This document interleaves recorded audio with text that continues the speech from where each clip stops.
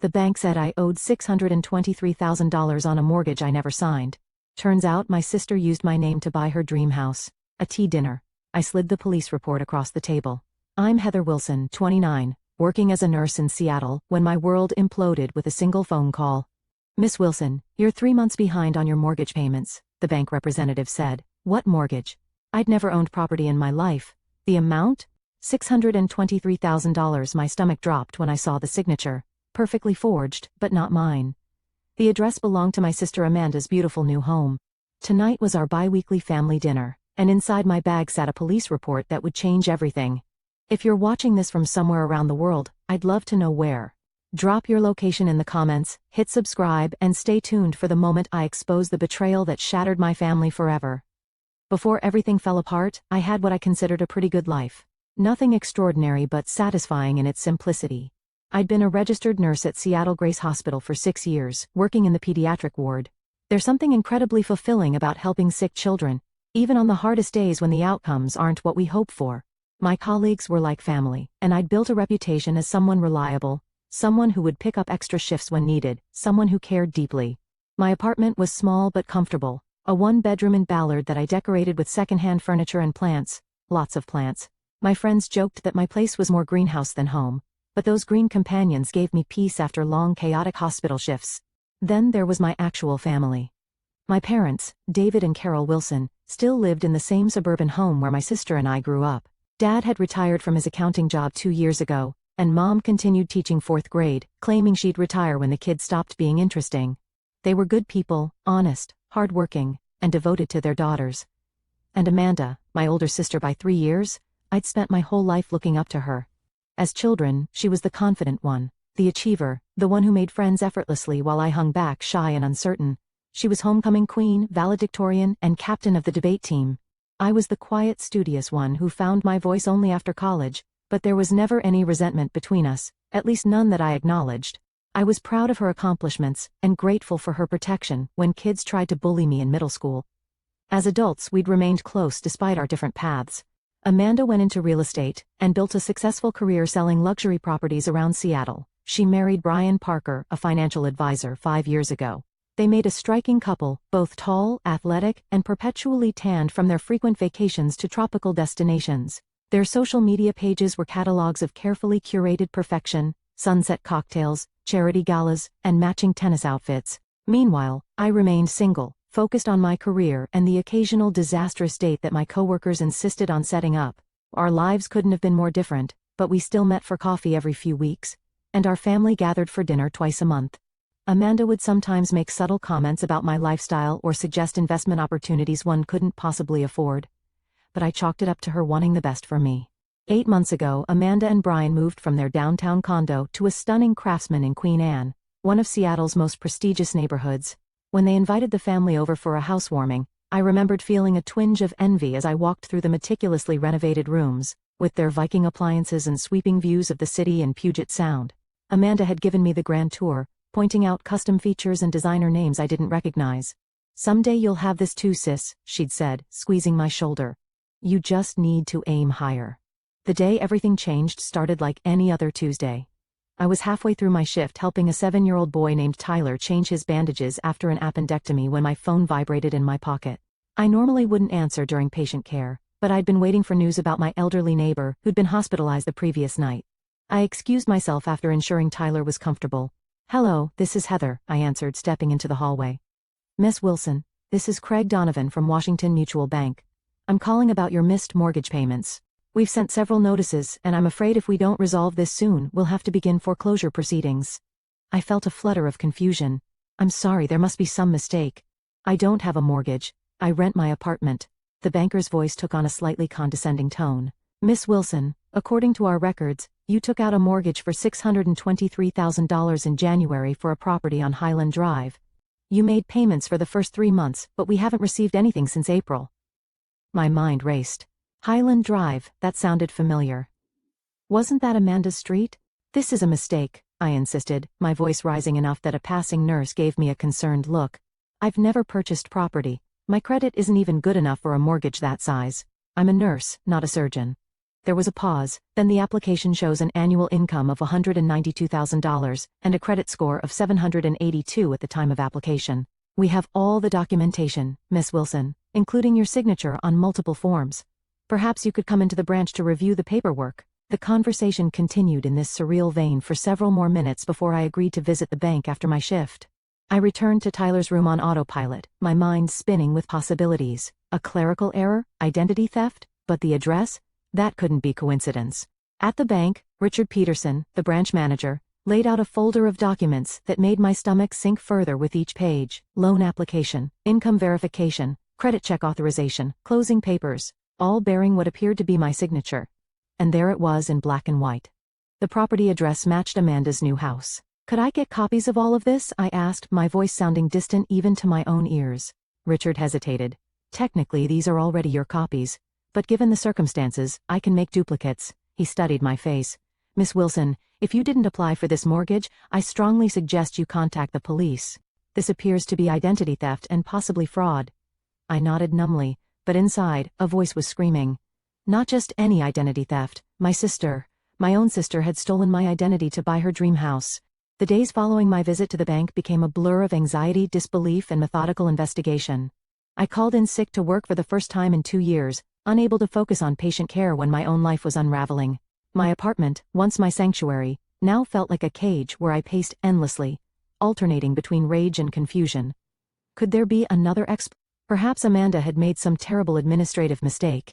Maybe she'd intended to use her own name, but somehow mine got entered incorrectly. But as I stared at the documents Richard had copied for me, that hopeful theory crumbled.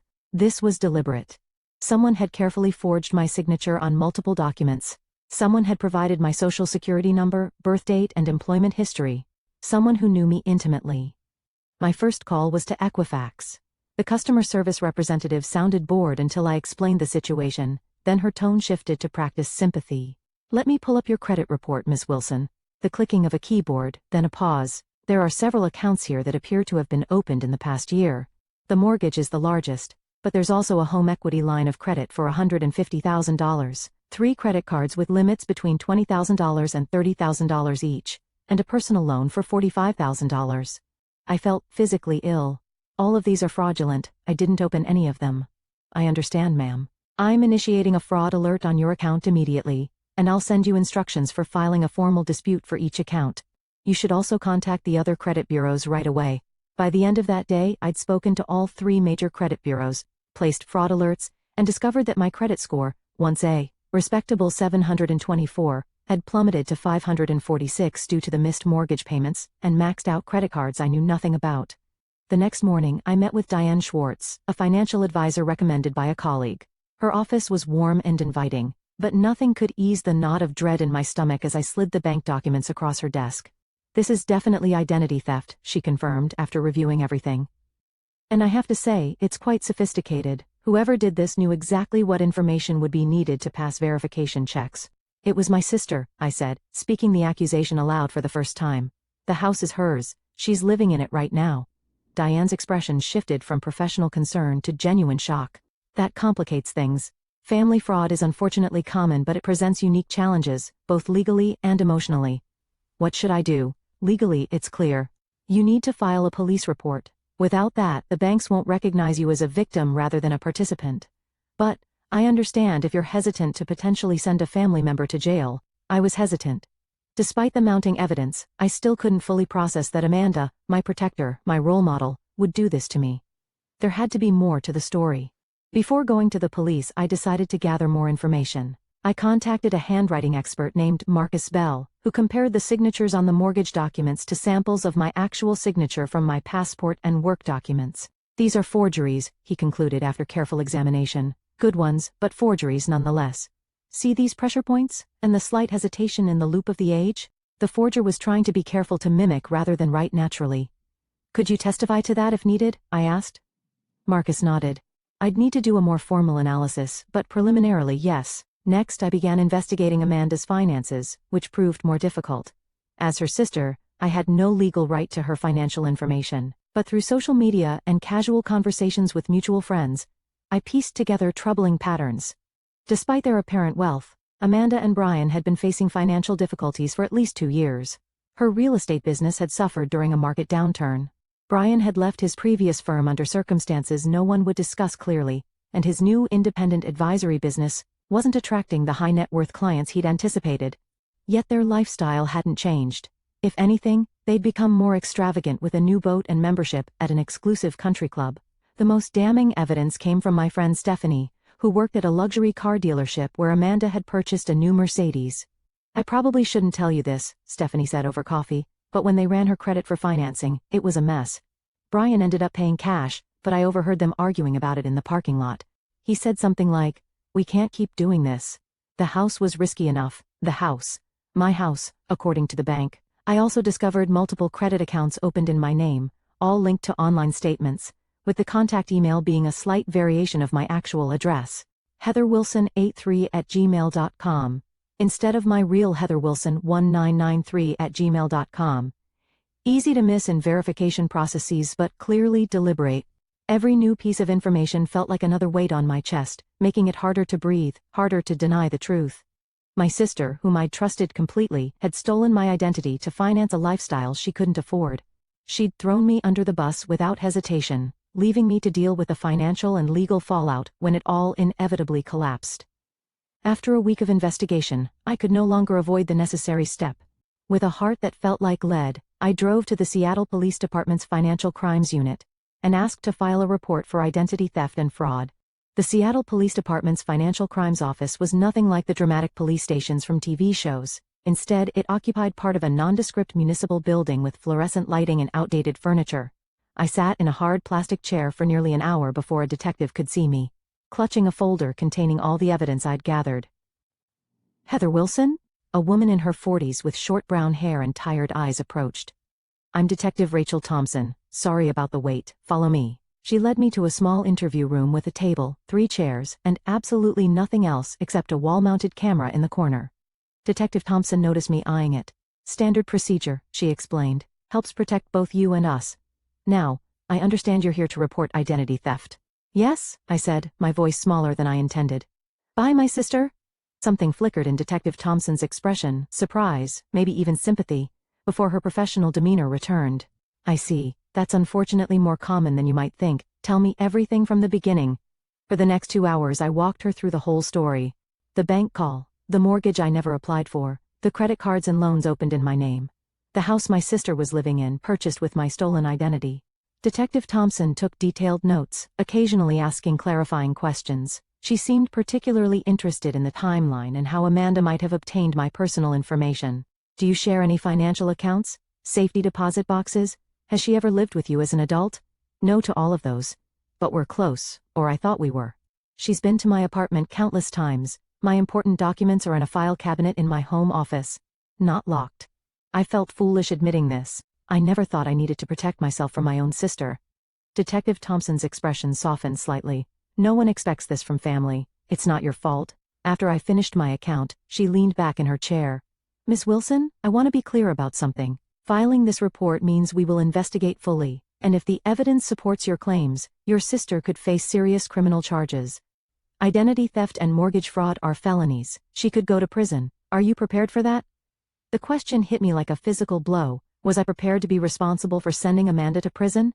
For destroying her life, her marriage, her career? I thought about our childhood, how she taught me to ride a bike, helped me with homework, stood up for me against bullies.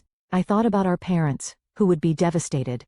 But then I remembered my ruined credit score, the $623,000 debt in my name. The violation of trust so profound I could barely comprehend it. "Yes," I said finally, "I need to protect myself. If she faces consequences for what she did, that's her responsibility, not mine." Detective Thompson nodded. "I understand this is difficult. We'll handle the investigation with discretion, but I can't promise confidentiality, especially if charges are filed. These cases become public record. I understand." She pushed a form across the table. "This is the official identity theft report. Read it carefully before signing." As I signed the report, my real signature, not the forged one on the mortgage documents, I felt a strange mix of relief and dread. The machinery of justice was now in motion, and I couldn't stop it even if I wanted to. Stephanie was waiting for me in the lobby. I'd asked her to come for moral support, knowing I'd need a friendly face after taking such a momentous step. How did it go? She asked, pulling me into a hug. About as well as accusing your sister of felony fraud can go, I replied, attempting humor but hearing the tremor in my voice. You did the right thing, Heather. What she did was unforgivable. We went to a nearby coffee shop where Stephanie listened as I processed my swirling emotions. The detective said they'll begin investigating right away. They'll contact the bank, subpoena records, maybe even interview Amanda. How do you think she'll react? I stared into my untouched latte. She'll deny it at first. Amanda's always been good at lying when cornered. Then she'll try to justify it somehow, make it seem like she was doing me a favor or had every intention of paying everything back. Do you think she did? Intent to pay it back, I mean. I considered this, maybe in some abstract way. But the practical reality? She and Brian were already missing payments. They never had a plan beyond using my identity to get what they wanted in the moment. 2 days later, Detective Thompson called with an update. We've confirmed your suspicions, Miss Wilson. The mortgage application was submitted online using your personal information, but from an IP address traced to your sister's previous residence. We're also investigating her husband's potential involvement. Financial crimes like this are rarely committed by just one person in a household, Brian. I hadn't even considered his culpability until now, but of course he would have known. As a financial advisor, he might even have helped orchestrate the whole scheme. There's more, Detective Thompson continued. We've discovered evidence suggesting they were planning to declare bankruptcy in your name once the debts became unmanageable. There are searches from their home computer about bankruptcy laws and identity abandonment. The calculated nature of their betrayal stunned me. They hadn't just stolen my identity in a moment of desperation. They'd planned to utterly destroy my financial future while protecting their own. A week after filing the report, I received the official police documentation, a comprehensive dossier detailing the evidence against Amanda and Brian. Bank records showing transfers from accounts in my name to their personal accounts, loan applications with forged signatures, credit card statements showing purchases at stores and restaurants I'd never visited, in amounts I could never afford. Sitting at my kitchen table that evening, I read through each page methodically, highlighting the most damning sections. The police had done thorough work building an airtight case against my sister and brother-in-law. According to Detective Thompson, the district attorney was confident about pressing charges. Tomorrow was our bi-weekly family dinner. Amanda would be there, still believing her scheme was undiscovered. She didn't know that I'd received the foreclosure notice intended for homeowner Heather Wilson. She didn't know I'd spent weeks investigating her. She didn't know about the police report that now sat in a manila folder on my counter. As I prepared for bed, my phone chimed with a text from my mother, looking forward to seeing my girls tomorrow. I'm making your favorite lasagna, love you both. The casual normalcy of it broke something in me. I cried for the first time since this nightmare began, not just for myself, but for our parents, whose world was about to shatter. In the morning I rehearsed what I would say, how I would remain calm and dignified when I confronted Amanda. I wouldn't scream or name-call, though God knows she deserved it. I would simply present the evidence and let the truth speak for itself. As I was getting dressed for dinner, my phone rang. It was my mother. Honey, you're still coming tonight, right? Your father's already opened a bottle of wine. Yes, Mom, I'll be there at 6. Good. Amanda's bringing that chocolate mousse cake you love from Dahlia Bakery. Isn't that thoughtful? Thoughtful. My sister, the identity thief, buying me cake with credit cards fraudulently opened in my name. The absurdity of it almost made me laugh. Very thoughtful, I managed. See you soon, Mom. I tucked the police report into my bag and headed out the door, steeling myself for the confrontation that would forever change our family. I spent nearly an hour deciding what to wear to the dinner, but somehow it felt important. I settled on a simple navy dress, professional and serious. Not my usual casual attire for family gatherings, but this was no ordinary dinner. I applied my makeup carefully, determined that Amanda wouldn't see how much she'd hurt me. I wouldn't give her the satisfaction. As I drove to my parents' home in Bellevue, memories flooded back of happier family dinners. Mom's birthday last year, when Amanda and I had coordinated to surprise her with tickets to see Hamilton. Christmas 2 years ago, when Dad had gotten tipsy on eggnog and started singing carols in an operatic voice until we were all crying with laughter. Countless Sunday dinners where we'd shared stories, advice, and gentle teasing. Tonight would be the last of those dinners, at least in any form I recognized. After tonight, nothing would ever be the same. I parked a block away, needing a moment to compose myself before entering. As I walked toward the house, I spotted Amanda's white Range Rover in the driveway, the same Range Rover she'd proudly shown off 3 months ago, claiming it was a reward she'd given herself for closing a big property deal. Had that been a lie too? Was it purchased with fraudulent credit in my name? The familiar smell of my mother's lasagna greeted me as I approached the front door. For a second I considered turning around, driving home, pretending I'd fallen ill. I could confront Amanda privately, give her a chance to make things right without public humiliation. But then, I remembered the bankruptcy searches Detective Thompson had mentioned. Amanda and Brian had planned to leave me financially ruined while they walked away unscathed. They deserved no mercy. I rang the doorbell, feeling the weight of the police report in my bag like a brick. "Heather!" My mother opened the door, beaming. At 62, Carol Wilson remained vibrant and active, her gray hair cut in a stylish bob, her face lined but radiant. She pulled me into a hug. "You look beautiful, but so serious. Everything okay at the hospital?" "Everything's fine, Mom," I lied, returning her hug, "just tired from a long week." Inside, my father was in his usual spot, comfortable in his recliner with a glass of red wine. He stood to embrace me. "There's my girl. Want some wine? It's that Oregon Pinot you like." "Thanks, Dad, that would be nice." From the kitchen, I heard Amanda's laugh, bright and musical as always. She appeared in the doorway, wearing an expensive-looking cream blouse and tailored pants, her blonde hair perfectly styled, her smile dazzling. "Heather, finally, I was telling Mom about this incredible patient success story I heard from Dr. Garner at the club. You should talk to him about potential positions in his practice. The benefits are amazing." The audacity stunned me. Here she was, having stolen my identity, offering career advice as if she had my best interests at heart. I forced a smile. "I'm happy where I am, thanks." If she noticed my coolness, she didn't show it. "Brian's out back helping Dad with the grill. Mom insisted on both lasagna and steaks tonight. We're going to be eating leftovers for days." My sister-in-law Jessica arrived next with my brother Mark and their 2 children. Jessica immediately commented on Amanda's house, having visited recently for a playdate with the kids. "That sunroom is absolutely to die for, Amanda. The way the light comes in during the afternoon, perfect for plants.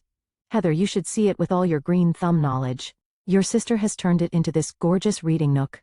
Amanda shot me a quick, almost imperceptible glance before jumping in. "Oh, we're still working on it. The renovation is taking forever. Contractors, am I right?" I bit my tongue. That sunroom, like the rest of the house, had been purchased with my stolen identity. Dinner proceeded with excruciating normalcy. Dad carved the steaks while Mom served generous portions of lasagna. Wine flowed freely. Mark talked about his new project at the architectural firm. The kids chattered about school and soccer. Amanda expertly deflected any questions about their finances or the house, always steering the conversation to someone else's affairs. "Heather, you're quiet tonight," my father observed as we neared the end of the main course. "Rough week." I set down my fork carefully. "You could say that. Anything you want to talk about?" Mom asked, her forehead creasing with concern. Amanda jumped in before I could respond. "Oh, leave her be, Mom. Not everyone needs to process everything out loud like me." She laughed, flipping her hair. "Some people just need to mull things over privately." The irony was almost too much. Here was Amanda, who had committed crimes that would soon become very public record, advocating for my privacy. "Actually," I said, meeting my sister's eyes directly, "there is something I need to discuss with all of you." A flicker of unease crossed Amanda's face, quickly replaced by her usual confident smile. "Sounds serious. Let's at least have dessert first. I brought that chocolate mousse cake from Dahlia that you love, Heather." "That can wait," I said firmly. The table fell silent. Even the kids sensed the sudden tension, their playful banter ceasing. "Mark, why don't you take the children into the living room?" my mother suggested, her instincts for family drama finely tuned after decades of mediating between siblings. "I think they've been promised some screen time." Once the children were settled with tablets in the other room, I reached into my bag and pulled out the manila folder. My heart pounded so loudly I was certain everyone could hear it. Amanda's eyes fixed on the folder, her smile faltering slightly. "What's that, honey?" my father asked. I took a deep breath. The moment had arrived. There was no turning back. "This," I said, placing my hand on the folder, "is a police report." The silence around the table deepened. My mother's eyes widened. My father set down his wineglass carefully. Bryant, who had been largely quiet throughout dinner, suddenly looked alert, his gaze darting between the folder and Amanda. "A police report?" my mother echoed. "Heather, what happened? Are you all right?" "I'm not all right, Mom. I've been the victim of a crime." I looked directly at Amanda as I slid the folder across the table toward her. Identity theft and fraud, to be specific. Amanda didn't touch the folder. Her face had gone very still, her usual animated expressions frozen. "What are you talking about?" she asked, her voice unnaturally high. "Open it," I said quietly. Brian placed his hand on Amanda's arm. "Maybe we should discuss this privately, Amanda." "There's nothing to discuss," she responded quickly, still not touching the folder. Heather's obviously confused about something. My father, never one for tension or confrontation, tried to lighten the mood. "Is this some kind of joke, girls?" "Because I'm not following. It's not a joke, Dad." I reached across the table and flipped open the folder myself, revealing the first page of the police report with its official letterhead and case number. 2 weeks ago I received a call from Washington Mutual Bank about missed mortgage payments on a $623,000 loan I never took out for a house I've never owned at 4872 Highland Drive. My mother gasped softly. But that's Amanda and Brian's address. I finished for her. The dream house they'd been showing off to everyone for months was purchased through a mortgage fraudulently obtained in my name, along with a home equity line of credit, 3 credit cards, and a personal loan, all maxed out, all in default. All eyes turned to Amanda, whose face had drained of color. For several seconds no one spoke. Then Amanda laughed, a brittle, forced sound. This is ridiculous. There's obviously been some kind of mistake. A bank error, or the police don't think so, I interrupted. Neither does the handwriting expert who confirmed the forged signatures. Neither does the IP address evidence showing the mortgage application was submitted from your old condo. Brian abruptly stood up. We should go, Amanda. We don't have to listen to these accusations. My father found his voice, deep and trembling with anger. Sit down, Brian. Both of you need to explain what the hell is going on. Amanda's demeanor suddenly shifted. The deer-in-headlights look vanished, replaced by cold calculation. Fine, you want an explanation? We hit a rough patch. Brian's firm collapsed when his partner embezzled funds. My commissions dried up during the market correction. We were about to lose everything we'd worked for. So you decided to steal my identity? I asked incredulously. To saddle me with over $800,000 in debt I knew nothing about? It was supposed to be temporary. Amanda's voice rose. Once the market recovered, once Brian's new clients came through, we were going to refinance everything properly. That's a lie, I said quietly. The police found your searches about declaring bankruptcy in my name. You were never going to make this right. You were planning to destroy my financial future to save yourselves. My mother began to cry softly. My father's face had turned an alarming shade of red. Amanda, he said, his voice dangerously quiet, tell me this isn't true. Tell me you didn't do this to your sister. For a moment, Amanda seemed on the verge of another denial. Then her shoulders slumped. We were desperate. You don't understand what it's like having achieved a certain lifestyle, certain status, and then watching it all slip away. People were counting on us to be successful, clients, friends, family, everyone. I was counting on you to be my sister, I said, my voice breaking, to love me, not betray me. Brian suddenly turned on Amanda. I told you this would blow up in our faces. I told you we should have found another way. There was no other way. Amanda shouted back. Your brilliant investment strategies lost us everything. What was I supposed to do, not commit felony fraud using your sister's identity? Brian retorted. Do you have any idea what this means? We could go to prison, Amanda. My parents watched this exchange in stunned silence. Then my father stood up, his hands shaking. Get out, both of you, get out of my house. Dad, please, Amanda began, her eyes filling with tears, whether genuine or calculated, I couldn't tell anymore. You have to understand, I understand perfectly. He cut her off. You stole from your sister. You lied to all of us. You were willing to destroy Heather's life to maintain your facade. I don't even recognize you anymore. My mother, still crying, looked at Amanda with devastation. How could you do this, after everything we taught you about honesty, about family? What happened to you, Amanda? Nothing happened to me, Mom, Amanda said, a hint of defiance returning. I just refused to fail. Unlike the rest of this family, I have ambition. I have standards. Do you think I wanted to end up like Heather, living in a tiny apartment with plants as my only companions? The casual cruelty of her words stunned me. Is that what you really think of my life? That it's some kind of failure because I don't have a mansion or a luxury car? You could have had more, Amanda said bitterly. You're smart enough, but you've always settled for less. Honestly, it's not like you were even using your good credit score for anything important. Brian grabbed her arm. Enough, Amanda, we're leaving now. He turned to me, his expression a mixture of anger and fear. This isn't over, Heather. You have no idea what you've done by filing that report. I know exactly what I've done, I replied steadily. I've protected myself from criminals. That's what you both are, criminals. And now you'll face the consequences. As they gathered their things to leave, my mother called after Amanda. The police, will they arrest you? Amanda paused at the door. For a moment, her mask slipped, and I saw genuine fear in her eyes. I don't know, Mom, probably. After they left, the three of us sat in stunned silence. My father poured himself another glass of wine, his hand still shaking. My mother wiped her tears with a napkin, looking suddenly older than her years. I should have seen it, she said finally. All those extravagant purchases, the house we knew they couldn't afford. I just thought they were being irresponsible with their money, not this. None of us saw it, I said, reaching for her hand. I never imagined Amanda capable of something like this. Not to a stranger, and certainly not to me. My father looked at the police report still open on the table. What happens now? The district attorney will decide whether to press charges. Given the evidence, Detective Thompson thinks it's almost certain. Amanda and Brian will be arrested, probably within the week. And the debts? My father asked. Ever the accountant? The mortgage? The credit cards? I'm working with the banks to clear my name. It's a long process, but the police report helps establish that I'm the victim, not a willing participant. My credit is still destroyed, at least for now. We sat together for hours that night, processing the shock, the betrayal, the uncertain future. My brother Mark returned from putting his children to bed, and we explained everything. His initial disbelief gave way to rage on my behalf. I'll testify against her if needed, he said fiercely. What she did to you is unforgivable. As I drove home that night, I felt hollowed out, as if something essential had been scooped from my chest. I had done what was necessary to protect myself, but there was no satisfaction in it. Only grief for the sister I thought I knew and the family that would never be the same. The immediate aftermath of that fateful dinner, like scenes from someone else's life, a television drama I was somehow starring in without having auditioned for the role.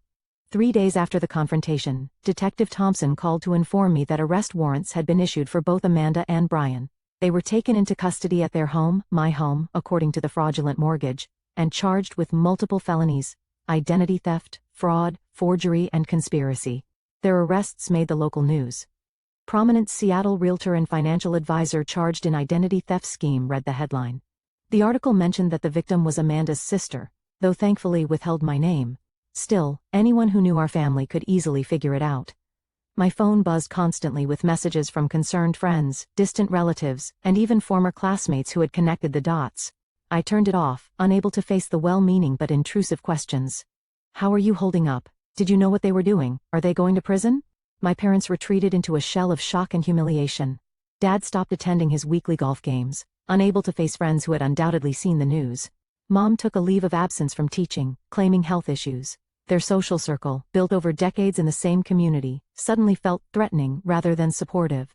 Everyone must be talking about us, Mom said during one of my visits to their home. She hadn't bothered to style her hair or apply makeup, so unlike her usual put-together appearance, wondering where we went wrong with Amanda. You didn't go wrong, I assured her, though part of me wondered the same thing.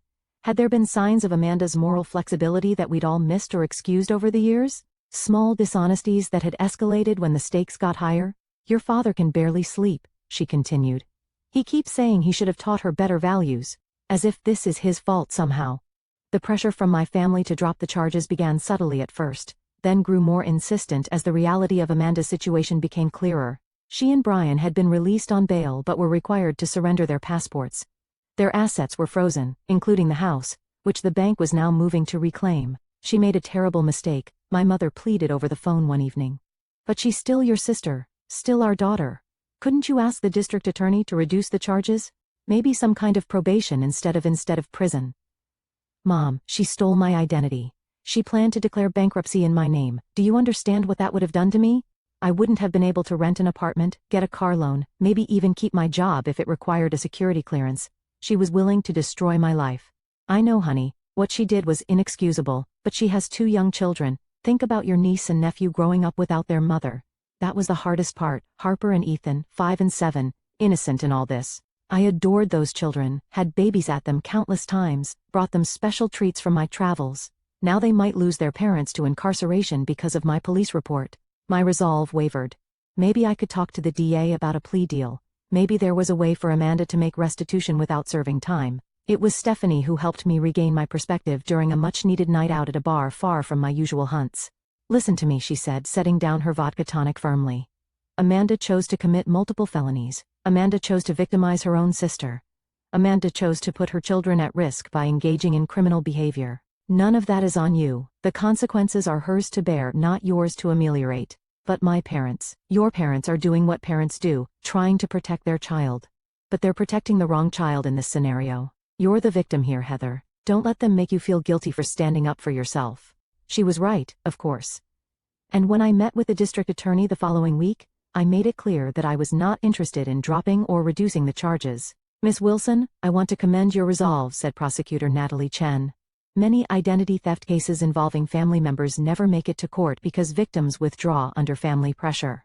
But these crimes have real consequences and they merit real punishment. The legal proceedings moved forward with excruciating slowness, preliminary hearings, motions filed by expensive defense attorneys, continuances and delays.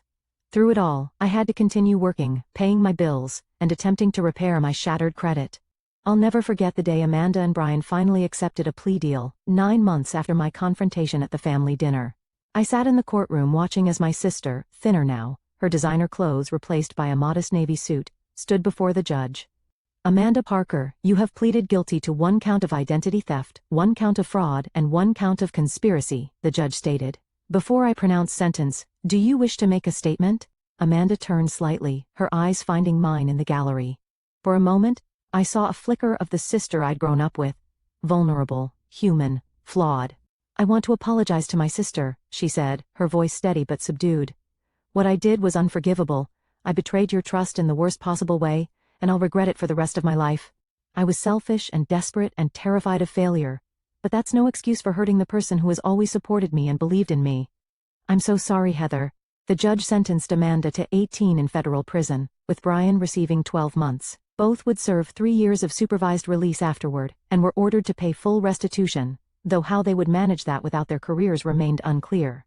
As Amanda was led away, our eyes met one final time. There was so much unsaid between us, so much damage that might never be repaired. I didn't know if I could ever forgive her, but in that moment, I acknowledged the complexity of my feelings, the anger and betrayal intertwined with memories of shared childhood, of love that had been real despite everything that came after. The weeks following the sentencing were a blur of practical matters. The bank foreclosed on the house, selling it at auction for less than the mortgage amount. I worked with credit agencies to remove the fraudulent accounts from my record, a frustratingly slow process that required countless phone calls, letters, and documentation. My relationship with my parents remained strained. They visited Amanda regularly in the minimum security facility where she was serving her time, but rarely mentioned these visits to me. We tried to maintain some semblance of family connection, but our conversations were superficial, carefully avoiding the elephant in the room. Thanksgiving came and went, the first one in my memory without a full family gathering. My parents invited me but I declined, spending the holiday with Stephanie's family instead. Christmas was equally fractured. I dropped gifts for my parents at their home but didn't stay for dinner. The traditions that had anchored our family life for decades had been shattered along with our trust. The day the bank finally removed the fraudulent mortgage from my credit report felt like emerging from a long dark tunnel. My credit score was slowly recovering, though financial experts warned it might take years to fully restore.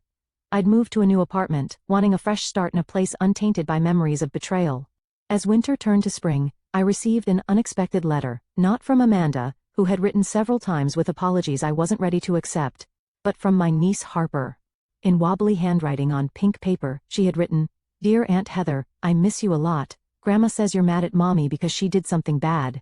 I'm sometimes mad at Mommy too, like when she wouldn't let me have 2 desserts. But I still love her. Do you still love her? Can you come see me and Ethan? We have a new apartment but it's small and doesn't have a garden like the big house. Love, Harper." The innocent of a child who couldn't possibly understand the magnitude of what had happened, brought tears to my eyes. Whatever my feelings toward Amanda, Harper and Ethan were innocent casualties of their parents' crimes. They deserved an aunt who loved them, even if that love had to be carefully separated from the betrayal of their mother. I called my parents that evening, and asked if I could visit the children. The relief in my mother's voice was palpable. "They ask about you all the time," she said. "We've been caring for them while Amanda and Brian are away. They would love to see you." That weekend visit with my niece and nephew became the first tentative step toward healing, not forgiveness exactly, but a recognition that family bonds, even when severely damaged, don't simply disappear. They transform, requiring new boundaries, new expectations, new definitions of trust. The day Amanda's house was finally sold at foreclosure auction, I drove by one last time. Another family's moving truck was parked in the driveway, children running excitedly across the lawn that had briefly, on paper, been mine. I felt no attachment to the property that had caused so much pain, only a sense of closure as I drove away. Some betrayals change you forever. I would never again be the trusting, somewhat naive person I was before discovering my sister's fraud. But as I worked to rebuild my finances and reconfigure my family relationships, I began to recognize that surviving betrayal had revealed a strength I hadn't known I possessed. The courage to stand up for myself, to set boundaries, to demand respect even from those I loved. 6 months after Amanda began serving her sentence, the foreclosure sign came down from in front of the Highland Drive house. Another family moved in, unaware of the drama that had unfolded within those walls. I drove past occasionally, feeling a strange mix of emotions, not regret or envy, but something more complex. The house that had symbolized my sister's betrayal was now just a house again, inhabited by people who had no connection to our family's pain. 6 months after Amanda began her prison sentence, I was finally starting to see tangible improvements in my life. My credit score, while not fully recovered, had climbed back into the fair range. The fraudulent accounts had been removed from my record, though explanatory notes remained that would require clarification for years to come whenever I applied for credit. I had settled into my new apartment, smaller than my previous one, but in a building with better security, including a locked mailbox that only I could access. The paranoia lingered, a constant companion I was learning to manage rather than eliminate. My weekly therapy sessions with Dr. Elaine Winters had become a cornerstone of my recovery. Initially reluctant to share my story with yet another stranger, I'd found unexpected relief in having a neutral space to process my complicated emotions without judgment. Family betrayal creates a unique kind of trauma, Dr. Winters had explained during one of our early sessions. The people we expect to protect us become the source of harm. It fundamentally challenges our ability to trust. Will I ever trust anyone again? I'd asked, only half joking. You'll trust differently, she'd replied, more carefully, more intentionally. That's not necessarily a bad thing. She was right. I'd become more cautious about sharing personal information, more vigilant about reviewing financial statements, more selective about who I allowed into my inner circle. But I hadn't withdrawn from life entirely, which had been my fear in those dark early days. My relationship with my parents was slowly healing, though it would never return to what it had been. The strain of divided loyalties, their natural instinct to support Amanda despite her crimes, my legitimate need for validation as the victim, created an underlying tension that colored our interactions. But we were trying, all of us. Sunday dinners had resumed, though less frequently, and with a careful avoidance of certain topics. Your father and I visited Amanda yesterday, my mother mentioned during one such dinner, watching my face carefully for a reaction. How is she? I asked, surprised by my own genuine curiosity. Managing. Teaching an ESL class to other inmates, she asked about you. I nodded but offered no response. I still wasn't ready to visit Amanda, to face her across a prison table and hear more apologies that couldn't undo what she'd done. Maybe someday, but not yet. My father, who had been mostly silent on the subject of Amanda for months, suddenly spoke up. She's different in there, humbled, I think. I think she's finally understanding the magnitude of what she did to you. It was the first time he had so clearly acknowledged me as the victim, rather than focusing on Amanda's suffering. The validation, though long overdue, meant more than I could express. Thank you for saying that, Dad, I said quietly. The most unexpected support came from extended family who had seemed distant or judgmental in the immediate aftermath of the scandal. My cousin Rachel, who I'd never been particularly close to, reached out with a surprising revelation. I never told anyone in the family, she confided over coffee. But my college roommates stole my identity. Open credit cards ran up thousands in debt. I know something about what you've been through. What did you do? I asked. Pressed charges just like you. Lost friends who thought I was overreacting. Never regretted it for a minute. Finding this community of understanding, other identity theft victims who truly comprehended the violation I'd experienced, became an important part of my healing. I joined an online support group and eventually began attending in-person meetings of a financial crime survivors network. There I met people from all walks of life whose stories echoed aspects of mine. The shock of discovery, the painstaking process of clearing their names, the broken relationships with those who couldn't understand why they wouldn't just forgive and move on. In their company, I didn't have to explain or justify my feelings. They already knew. Through this network, I connected with a nonprofit organization dedicated to helping identity theft victims navigate the complex process of recovery. After benefiting from their resources, I began volunteering, using my own experience to guide others through the labyrinthine systems of credit bureaus, law enforcement, and financial institutions. You have a gift for this, Margot, the organization's director told me after observing one of my counseling sessions with a newly identified victim. You're compassionate without sugarcoating the reality of what they're facing. This work gave purpose to my pain, transforming a devastating personal experience into knowledge that could help others. I couldn't undo what Amanda had done, but I could use it to make someone else's journey a little less lonely, a little more navigable. Moving to my new apartment had been a practical necessity. The lease on my old place had ended, and I needed something I could afford on a budget strained by legal fees and credit counseling costs. But it became a symbolic fresh start as well. I filled it with plants, as always, but also with new furniture that held no memories of my pre-betrayal life. I installed a small home office with a locking file cabinet for important documents. Not because I expected another family member to steal my identity, but because the experience had taught me the value of prudent protection. When Amanda had been incarcerated for nearly a year, I received a letter that stood out from her previous attempts at communication. Unlike her earlier apologies, which had focused on her remorse and suffering, this one acknowledged the specific harms she had caused me. "I've been working with a therapist here," she wrote. "She's helping me understand that true accountability means recognizing not just that I did something wrong, but exactly how my actions hurt you. I stole more than your identity, Heather. I stole your sense of security, your trust in family, your belief in my love for you. I can't undo that harm, but I want you to know that I see it clearly now. I'm not asking for forgiveness. I'm not even asking for a response. I just want you to know that I understand what I destroyed, and I will live with that knowledge for the rest of my life." I didn't respond immediately, but I kept the letter, rereading it periodically as I processed my feelings. The acknowledgement of specific harms felt different from her earlier blanket apologies, more genuine, more complete, more aware. Around this time, I made a decision that surprised even me. Using some of the restitution money that had finally begun arriving from Amanda and Brian's seized assets, I put a deposit on a small house with a generous yard, perfect for an expanded garden. The irony wasn't lost on me. My sister's crime had ultimately led to me achieving the homeownership she had fraudulently claimed in my name. The day I signed the legitimate mortgage papers, a moment that should have been purely joyful, I experienced an unexpected wave of emotion. Sitting in the loan officer's office, reviewing documents remarkably similar to those that had been forged in my name, I felt a strange closing of a circle. "Is everything all right, Ms. Wilson?" the loan officer asked, noticing my hesitation. "Yes," I said, signing my actual name to a loan I had chosen for a house I could afford. "Everything is fine, better than fine actually." Taking ownership of my new home became a powerful act of reclamation. I painted the walls colors I loved, planted a vegetable garden in the backyard, and invited friends for a housewarming party. My first real celebration since before the identity theft discovery. Stephanie brought champagne and a doormat that read, "Not today, identity thieves," dark humor that made me laugh despite myself. My parents came too, bringing a houseplant and awkward good wishes. They were trying, in their way, to support this new chapter while still maintaining their relationship with Amanda. "It's a lovely home, Heather," my mother said, hugging me tightly. "We're so proud of you." "For buying a house?" I asked. "For everything," my father clarified. "For how you've handled all of this? With dignity and strength. It wasn't complete healing. That would take years more if it ever fully arrived, but it was acknowledgement, and that mattered." 2 weeks after my housewarming, I did something I'd been considering for months. I drove to the federal correctional institution where Amanda was serving her sentence, and added my name to her visitors list.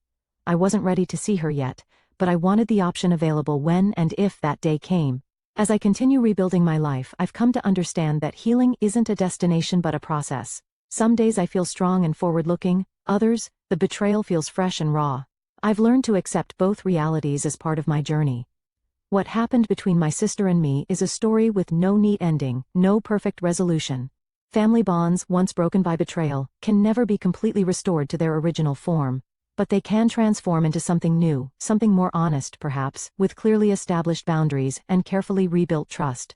I don't know if Amanda and I will ever reclaim anything resembling our former closeness. I don't know if I'll ever fully trust her again. But I know that I've survived the worst betrayal I could imagine, and I've emerged stronger, wiser, and more self-reliant than before. If there's a lesson in all of this, it's that trust should be treated as the precious resource it is, given carefully, guarded appropriately, and withdrawn when necessary for self-protection. Love and trust aren't the same thing, a distinction I never fully understood until now. I can love my sister while acknowledging that she violated my trust in ways that may never be fully repaired. This experience has taught me that family loyalty has limits and should have limits. That standing up for yourself, even against those you love, isn't selfish but necessary. That forgiveness, if it comes, must follow accountability, not replace it. I'm still writing my story, still finding my way forward, but I know this much: I refuse to be a victim in silence. I refuse to sacrifice my financial future to protect someone who hadn't protected me. I refuse to accept betrayal as the price of family peace, and in those refusals, I found my strength. What about you? Have you ever experienced betrayal from someone you trusted completely? How did you handle it, and what boundaries did you establish afterward? I'd love to hear your stories in the comments below. If this account has helped you feel less alone in your own experience of family betrayal, please consider giving it a like and subscribing to my channel for more real-life stories of resilience and recovery. Share with someone who might be struggling with similar issues. Sometimes knowing others have walked the same difficult path can make all the difference. Thank you for listening to my story, and remember, protecting yourself isn't selfish. It's necessary for survival and eventual healing.